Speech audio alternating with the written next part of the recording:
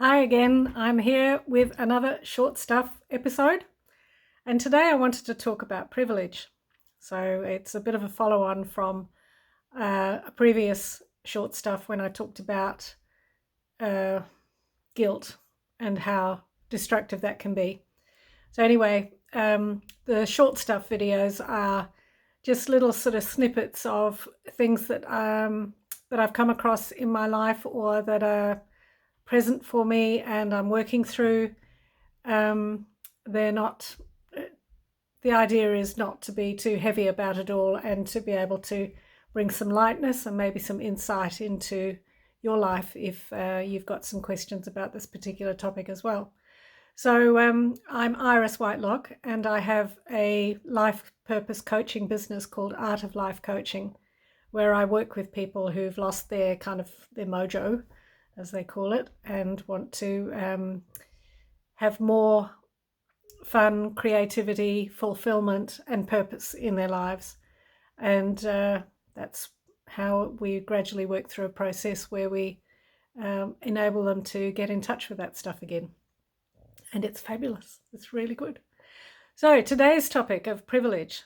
This is something that, in the previous video I was talking about how guilty I felt about having, as a child, being complicit in the colonial thing in Africa, having grown up in Zimbabwe and then Malawi, and having absolutely loved growing up there. And yet, at the time as a child, I was pretty well oblivious to the inequities there, although, I used to notice things and ask, why does that happen? Why we didn't have apartheid formally in Zimbabwe, or Rhodesia as it was then, but certainly it was there in effect. It was one of those things that was there. People of colour not being able to go into certain shops, just some things like that, certain bar areas, certain parts of town. So it was there, and I noticed it more as I grew up. But to come back to the topic again, so I grew up privileged. I had a very good education. I lived in a house with my family. There was lots of room. We had house servants and a gardener. This was just considered to be normal. And I remember a friend of mine many years later when I was living in Australia saying, "Oh, you're so middle class." And it was a real shock because I thought, well, yes, that's kind of the way I've grown up. And by contrast, she had what she described as working class background from Scotland. So there were some ways that we just didn't see eye to eye. And she thought I was very privileged and ignorant and stuck up. And I don't want to argue for being, poor, white, privileged girl kind of stuff. That's not the point of this. It's what I'm trying to say is that I didn't become aware of this in a real sort of thinking way until I'd been out of Zimbabwe and Malawi for several years, and then realizing that in coming to Australia, I was also not an Indigenous person. In a sense, I didn't belong here.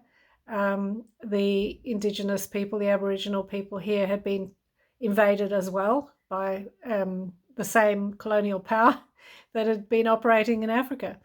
So again, coming back to the privilege, I had a privileged upbringing, and although we weren't considered to be terribly well off compared with a lot of the African people, we were. And the education standards we had, and the the prospects that we had were, it was expected that we would go to university and that we would travel overseas and the sort of thing. And I remember a friend of mine in England saying, if you've got a degree in England, you're in the top 5%. And it had never occurred to me because I thought I was kind of what I called normal, where I was growing up in Africa. I keep going off the topic. So what I want to say about privilege is, if you have a privileged background, that's not the sin or the thing to be to feel guilty about. What is important is to be able to use that privilege for the good of others. So me having a good education and the good health care and all the other benefits that have come from the way I grew up, and the way I was encouraged and supported to develop myself and to get work and all that kind of thing, and to see myself as a capable person being able to go into whatever areas of work that I was in. The privilege is important. If I've got the privilege, I need to be able to use it constructively for other people to benefit from. So I know some people sort of, there's this, there can be an attitude of, oh, these privileged white people teaching, Indigenous people how to do things without looking at their culture. And I fully understand and appreciate how frustrating that can be. And I hope that I'm not coming across with that kind of attitude. But the main thing is, if you have the privilege and you have benefited, then it is so important to be able to use that as a power to help other people. So, people who've not had the benefit of education or wealth. Yeah, this is such a tricky topic, because I don't want to get into the helping people to stay helpless idea either. So it's quite tricky. I don't know what you think of this, but I'd appreciate if you have some ideas. What I'm trying to say, to summarize, is there's no point in feeling guilty about past privilege. The important thing is to use what you've gained from that privilege to benefit others, and to make reparation to some degree for whatever you were complicit in, if you were, in earlier times, perhaps when you weren't so aware. So thanks.